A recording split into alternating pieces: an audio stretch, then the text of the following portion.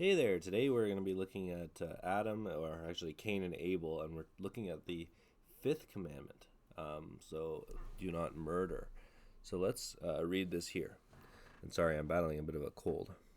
Now, Adam knew his wife Eve, or Eve his wife, and she conceived and bore Cain, and said, I have acquired a man from the Lord.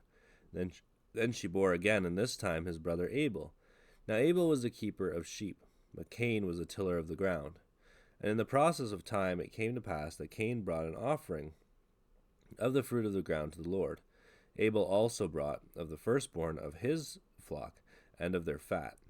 And the Lord respected Abel and his offering, but he did not respect Cain and his offering. And Cain was very angry, and his countenance fell. So the Lord said to Cain, Why are you angry, and why is your countenance fallen? If you do well, will you not be accepted? And if you do not do well, sin lies at the door, and its desire is for you, but you should rule over it. Now Cain talked with Abel his brother, and it came to pass, when they were in the field, that Cain rose up against Abel his brother, and killed him. Then the Lord said to Cain, Where is Abel your brother? And he said, I do not know. Am I my brother's keeper? And he said, What have you done? The voice of your brother's blood cries out to me from the ground. So now you are cursed from the earth, which has opened its mouth to receive your brother's blood from your hand. When you till the ground, it shall no longer yield its strength to you. A fugitive and a vagabond you shall be on the earth. And Cain said to the Lord, My punishment is greater than I can bear. Surely you have driven me out this day from the face of the ground. I shall be hidden from your face. I shall be as a fugitive and a vagabond on the earth. And it will happen that anyone who finds me will kill me. And the Lord said to him, Therefore whoever kills Cain, vengeance shall be taken on him sevenfold. And the Lord set a mark on Cain, lest anyone finding him should kill him. Okay. A lot going on here, but let's just focus on the main thing. Cain desired favor with the Lord. And it's kind of complicated to get into why this didn't work, but Cain got angry because he didn't have that favor, right? He became quite angry. And you see this fight with sin here. Right? There was this question of sin. And it was kind of at the door almost, wanting to take over him. Its desire is for you. This comes up in Genesis 3 with the woman's desire will be for her husband, and it's kind of a domineering desire, a desire to take over and to rule. But really what we're called to, right, or with sin, is that you should rule over it. Right? We should not allow sin to rule in our members, but to rule over it. Romans really, we'll talk about that quite a bit in Romans 8 there. Now, what happened is sin did take over Cain, and Cain talked to his brother Abel, right, and he rose up and killed him.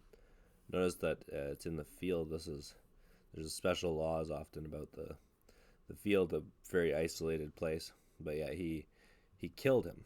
And then, God obviously knows what happened, but he often talks, just like he talked with Adam and Eve, where are you? Where is Abel, your brother? And Cain kind of plays stupid, but in reality, God knows that the blood of Abel is already crying out to him. And then he bestows a curse upon him, that he's going to be a fugitive and a vagabond, no longer able to get food from the ground. And Cain said to the Lord that his punishment was so great that he couldn't bear it. And what's interesting, right, is that the Lord actually protects Cain.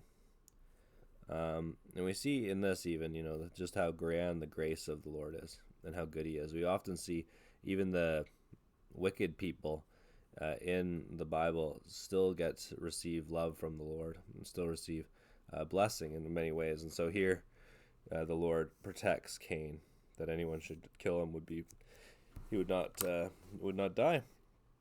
And so yeah, there you go.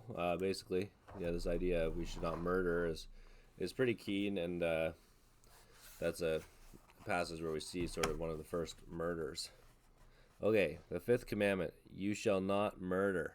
What does this mean?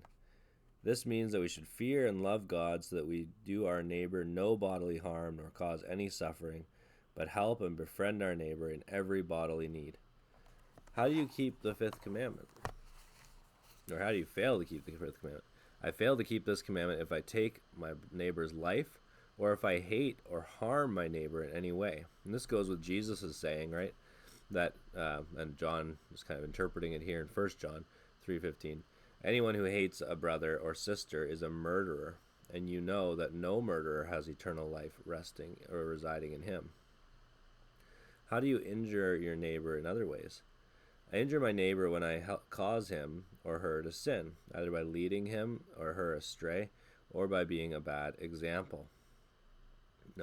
Right, so there's other ways to harm people. What does God require of you in the fifth commandment?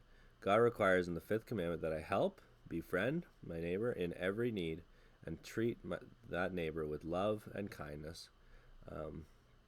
Here we see in Hebrews 13:15 through 16, through Jesus, therefore, let us continually offer to God a sacrifice of praise, fruits of lips that openly profess his name, and do not forget to do good and share with others, for with such sacrifices God is pleased.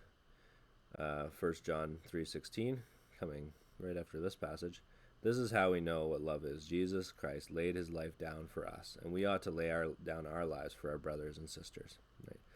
As we come to root this this week, and we consider this kind of idea of Hesed, we'll see sort of this concept that we need to indeed lay our lives down for our brothers and sisters. Hey, blessings. Sorry that I'm a bit nasally today. Hopefully I've cleared it all up before Sunday.